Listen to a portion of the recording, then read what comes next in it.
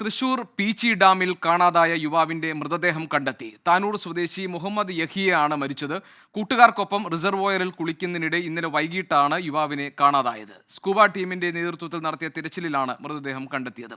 സൂരജ് സജിയുണ്ട് തൃശൂരിൽ നിന്ന് വിവരങ്ങൾ നൽകാൻ. സൂരജ, കണ്ടെത്തിയ മൃതദേഹം ഇന്നലെ കാണാതായ താനൂർ സ്വദേശി മുഹമ്മദ് യഹിയുടേതാണെന്ന് സ്ഥിരീകരിച്ചോ? എന്താണ് വിവരങ്ങൾ?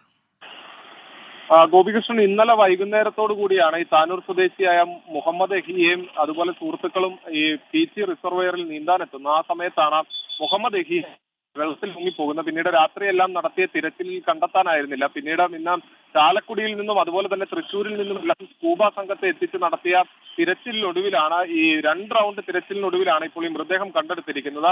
ഈ മുഹമ്മദ് യഹിയ തൃശൂർ വനഗവേഷണ കേന്ദ്രത്തിൽ ഇന്റേൺഷിപ്പിനായി വന്നതായിരുന്നു. മഹാരാജാസ് കോളേജിലെ വിദ്യാർത്ഥിയാണ് എന്നുള്ളതാണ് നമുക്ക് ഒടുവിൽ ലഭിക്കുന്ന വിവരം. മഹാരാജാസ് കോളേജിലെ SFIയുടെ യൂണിറ്റ് സെക്രട്ടറി കൂടിയാണ് മുഹമ്മദ് യഹിയ, മരിച്ച മുഹമ്മദ് യഹിയ എന്നുള്ളതാണ് പറയുന്നത്. ഇന്നലെ വൈകുന്നേരം ഒരു സുഹൃത്തിനൊപ്പം ട്യൂബ് ഉപയോഗിച്ച് നീന്തുകയായിരുന്നു. ആ സമയത്താണ് ഈ റിസർവോയറിന്റെ അരികത്ത് വെച്ച് മുങ്ങിപ്പോകുന്നത്. പിന്നീട് ഫയർഫോഴ്സിന് പോലീസുകാരും ഫയർഫോഴ്സും എല്ലാം രാത്രി എത്തി വലിയ രീതിയിൽ തിരച്ചിൽ നടത്തി. പക്ഷേ ഇന്നലെ പീച്ചി ഡാമിന് സമീപത്ത് വലിയ രീതിയിലുള്ള മഴയുണ്ടായിരുന്നു. അതോടൊപ്പം തന്നെ ഈ വെളിച്ചക്കുറവെല്ലാം തന്നെ ഇന്നലെ ഈ തിരച്ചിൽ നിർത്തിവെക്കുന്നതിലേക്ക് നയിച്ചു. പിന്നീട് ഇന്ന് രാവിലെ എത്തി 2 റൗണ്ട് തിരച്ചിൽ അത് സ്കൂബ സംഘം ഉൾപ്പെടെ നടത്തിയെങ്കിൽ പോലും കണ്ടെത്താനായിരുന്നില്ല. പിന്നീട് NDRFന്റെ ഉൾപ്പെടെ സഹായം അഭ്യർത്ഥിച്ചിരുന്നു. ഇതിനിടയിൽ ഫയർഫോഴ്സ് നടത്തിയ തിരച്ചിലാണ് യഹിയയുടെ മൃതദേഹം കണ്ടെടുത്തത്. എന്തായാലും മഹാരാജാസ് കോളേജിലെ SFIയുടെ യൂണിറ്റ് സെക്രട്ടറിയാണ് മരിച്ച യഹിയ എന്നുള്ളതാണ് ഇപ്പോൾ പുറത്തു വരുന്ന വിവരങ്ങൾ.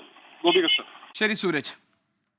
ലോകത്തെവിടെയായാലും ഏത് സമയത്തും 24 വാർത്തകളും ഓഗ്മെന്റഡ് റിയാലിറ്റി പാക്കേജുകളും എക്സ്പ്ലെയിനറുകളും വിശദമായി കാണാൻ ഞങ്ങളുടെ യൂട്യൂബ് ചാനൽ നിങ്ങൾക്ക് സബ്സ്ക്രൈബ് ചെയ്യാം.